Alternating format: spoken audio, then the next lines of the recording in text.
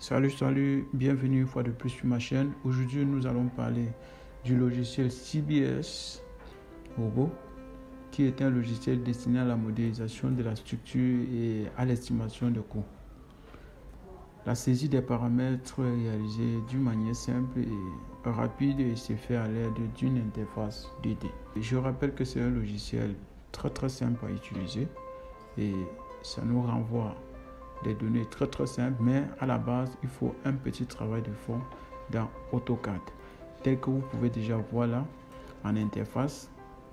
C'est un logiciel efficace, c'est un logiciel vraiment très efficace. Avec ce logiciel, vous avez cette possibilité-là d'avoir les valeurs de la descente des charges en charge permanente, en charge d'exploitation et bien d'autres types de chargements tels que vous pouvez voir là, que ce soit en sismique, accidentel. Nous allons commencer tout d'abord par présenter l'interface. On ne va pas beaucoup traîner là-dessus parce que chacun aura la possibilité de découvrir. On va parler vraiment ici de l'essentiel, et de l'essentiel.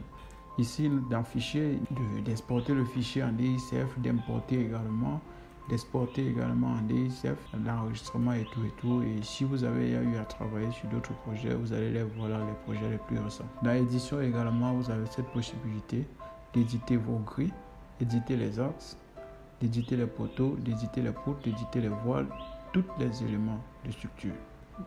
Dans Calcul, cet onglet nous servira beaucoup plus après avoir modélisé déjà notre structure. Générer notre note de calcul de façon automatique, que ce soit en fichier Word ou en fichier texte. Ainsi que nos devis quantitatifs et selon les prix que nous allons introduire dans les paramétrages que je vais vous montrer tout à l'heure. Vous avez aussi la possibilité d'exporter la modélisation vers robot. Puisque ce logiciel, je vous rappelle, ce n'est pas un logiciel de dimensionnement, mais c'est un logiciel de prédimensionnement, de modélisation et de prédimensionnement qui vous permet d'avoir une estimation aussi du coût et les estimations des valeurs des charges afin de les dimensionner proprement dans robot.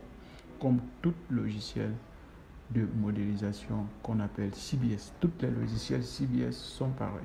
Mais moi, je préfère celui-ci parce que c'est un logiciel très explicite. Beaucoup n'aiment pas parce que à la base, ça demande un peu de travail. Mais moi, je conseille ce logiciel. Bon, dans Zoom également, vous avez ça. Il y a un repère. Dans le bâtiment, comme vous pouvez le constater, commençons d'abord par les caractéristiques du bâtiment. Ici, dans les caractéristiques du bâtiment, ce sont les données géotechniques. Vous avez là le niveau du sol, le niveau à ras du fût, vous avez le niveau du fond de fouille. N'oubliez pas de mettre le moins, peut-être sur 1 mètre ou 1 mètre 50, je ne sais pas. Le type de structure, l'élasticité du sol, vous pouvez laisser le paramètre comme ça, tout comme si vous voulez, vous pouvez créer l'autre élasticité en fonction du type de sol, en fonction des données du géotechnicien. La contrainte, vous pouvez introduire la contrainte. Par exemple, j'utilise n'importe quoi, je prends une contrainte aléatoire, je peux prendre 2. Tel que son poids volumique, l'angle de frottement interne et la cohésion, vous pouvez également les faire.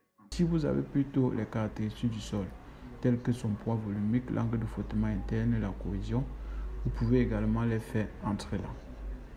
N'est-ce pas? Vous avez aussi cette possibilité-là de modifier les différents. Je vous conseille d'ailleurs, si je les ai paramétrés, ma résistance de compression à 28 jours, j'ai préféré à 20 mégapascal pour les poutres. Bref, pour tous mes éléments en béton en mer, je les ai préférés à 20 mégapascal. Longitudinal, je prends à 400, les F400, les aciers, ça c'est pour les aciers, je prends à F400. En transversal, je prends à 235. Pour la dalle, je prends à 400. La densité à 25. Tel que vous pouvez voir le module d'élasticité en bas, qui est tel que vous pouvez voir, vous enregistrez, vous confirmez. Et puis, vous confirmez, si vous avez tout fini, vous quittez. Ok? Bien. On revient toujours dans le bâtiment. Dans Expert, il n'y a pas grand chose à découvrir. Je vous conseille de laisser ainsi. Vous venez dans nom des bibliothèques des matériaux. Vous laissez aussi également ici. Bibliothèque des voiles. Je reviens toujours dans le bâtiment. Je pars dans la bibliothèque des dalles. Je crée mes différentes dalles, n'est-ce pas? Je crée mes dalles. Je fais pareil. Je viens dans édition, n'est-ce pas? Je viens dans édition. Je mets le nom de ma dalle. Si c'est une dalle à coque creuse, je mets dalle à coque creuse.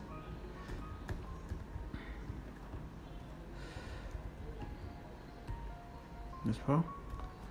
Dans la coque creuse, par exemple de 16 plus 4, n'est-ce pas?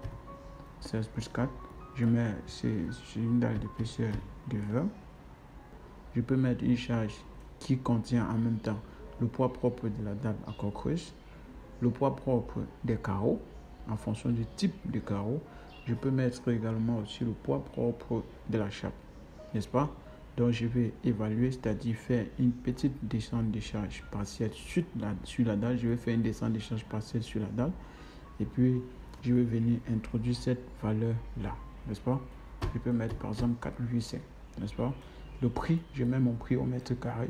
Je peux mettre 35 000 ou même 40 000, pourquoi pas, au mètre carré, n'est-ce pas? Le module d'élasticité, vous pouvez laisser le même module d'élasticité. C'est l'idéal d'ailleurs, n'est-ce pas? Je ne peux pas valider parce que j'ai déjà une dans la coque creuse de 16 plus 4. Ça va m'afficher des erreurs. Donc, vous confirmez et puis vous quittez, n'est-ce pas? Ok.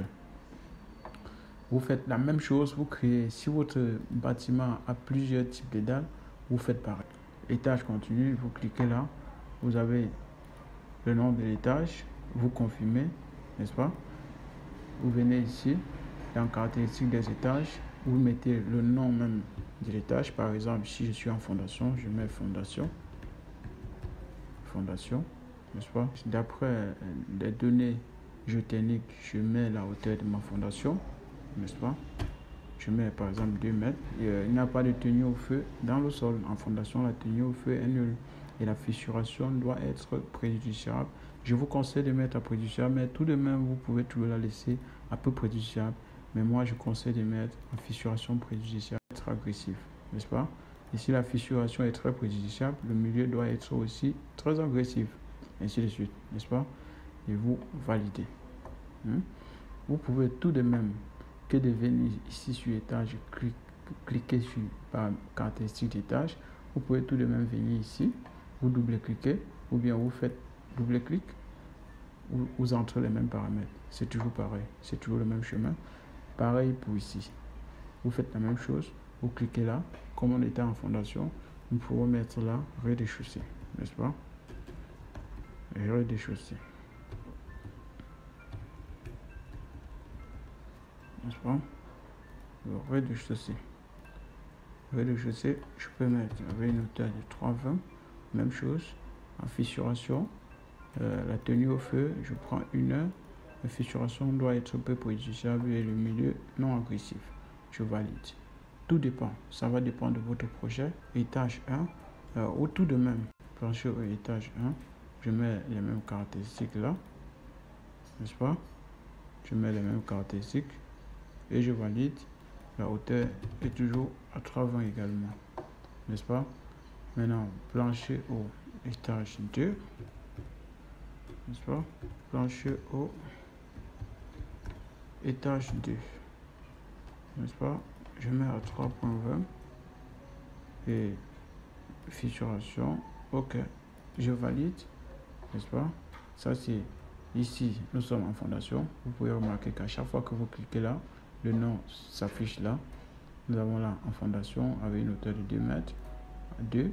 Je suis là une hauteur de 3,2 mètres. Étant donné que notre projet qu'on va travailler dessus, c'est un projet R+3, je veux m'arrêter ici. Mais ce projet a un édicule. L'édicule, je peux créer également alors l'édicule là. Nous arrivons sur le changement, il n'y a pas grand chose à dire ici. Nous aurons juste à jouer entre la charge permanente à chaque fois qu'on veut l'appliquer. On clique là-dessus, on applique la charge permanente et l'exploitation, on l'applique. Vous aurez beaucoup à prendre sur cet onglet. Dans les options, vous cliquez là, dans accrochage, vous choisissez le type d'accrochage. C'est un peu comme dans AutoCAD. Vous avez l'accrochage. Pour ceux qui utilisent mieux AutoCAD, vous pouvez choisir ce type d'accrochage et tout. Mais moi, je vous conseille celui-ci pour valider. Vous revenez toujours là dans les options. La précision de calcul. je vous conseille de laisser ça à normal. Vous revenez toujours dans la bibliothèque des paramètres des planchers en fonction du dimensionnement de vos planchers. Dans ce projet, nous allons utiliser une dalle à coque creuse de type 16+4. Je vous conseille de travailler des forces en kN, la masse en kN